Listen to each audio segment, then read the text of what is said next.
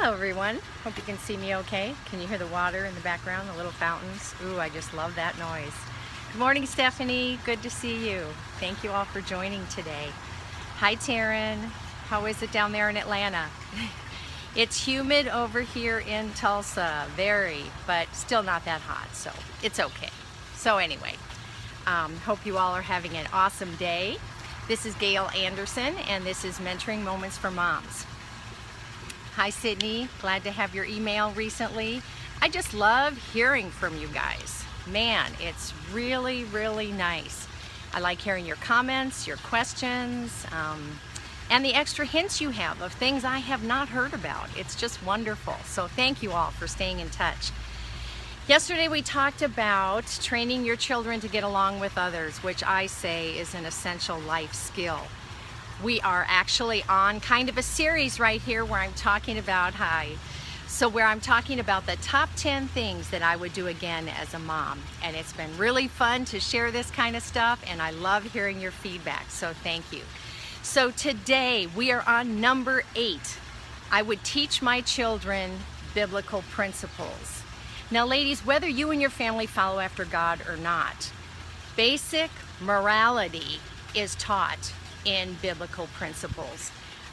One of the things that I love to use in training my kids was a book called the Book of Proverbs. What was it called? Train Your Children with the Book of Proverbs. I could not find the book this morning. I must have lent it out to somebody. But it is a red book and it gives you all kinds of different topics, great topics that you want to teach your kids: honesty, generosity, faithfulness. And then in each of those chapters, it gives you all the scriptures from the Bible in Proverbs which address those issues.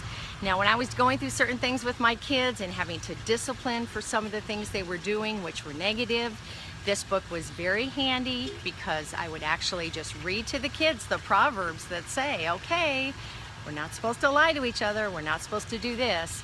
And then that helped. Oh, I know, I'm gonna have to look it up and put it in my profile. I thought it was called the Book of Proverbs, but it's not. It's got to be something about training your children. I will put it in the notes, definitely.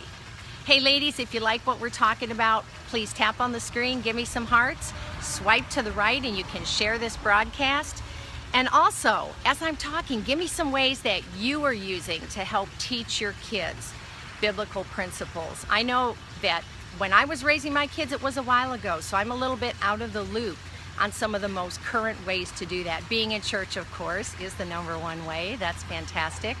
But there are things that we can do at home, and we shouldn't leave all the training to church.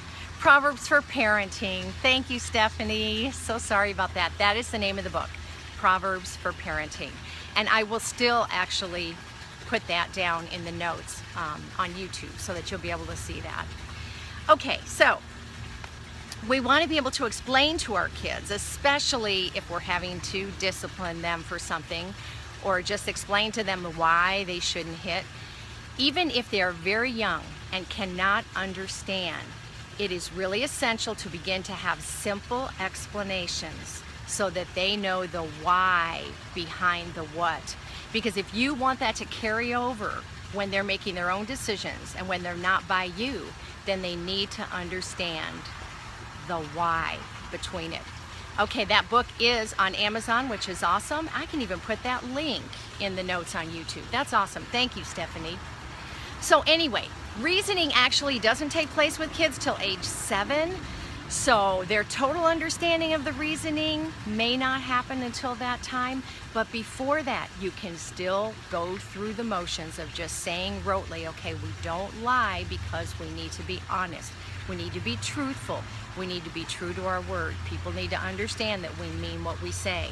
And then, of course, mom and dad, we need to make sure we are setting that example and being truthful with them. Okay, so what are some of the ways that we should do this? First of all, for us, we did family devotions, and that was at breakfast time. Not every family can do that. In fact, in the beginning, I was doing it myself after my husband left for work, and we sat down and had breakfast, just us and the kids. But it was also then a thing that my husband would do when he changed his schedule around during those years, and was home for us to all have breakfast together. I love that. And we did all kinds of different things. I can't even begin to explain over all those years the different things we used for our devotions. But I do know that one of the things we started with, and I've got some handouts here which I will be happy to send to anybody that emails you, teaching topics for children. Now, when I was a teacher in first grade, this was actually the base of what I taught for our Bible time with my first graders. So the topics are anger, arguing and strife, diligence, envy and jealousy, forgiveness, generosity, happiness. So these are just basic topics with one basic scripture. And then of course I would have my kids memorize those scriptures because I felt like that was important. So family devotions is an option. Another thing that I did, and this would have been later on in our parenting years, I think by the time my eldest was a preteen, I saw the need for having what I called a discipleship time with each child.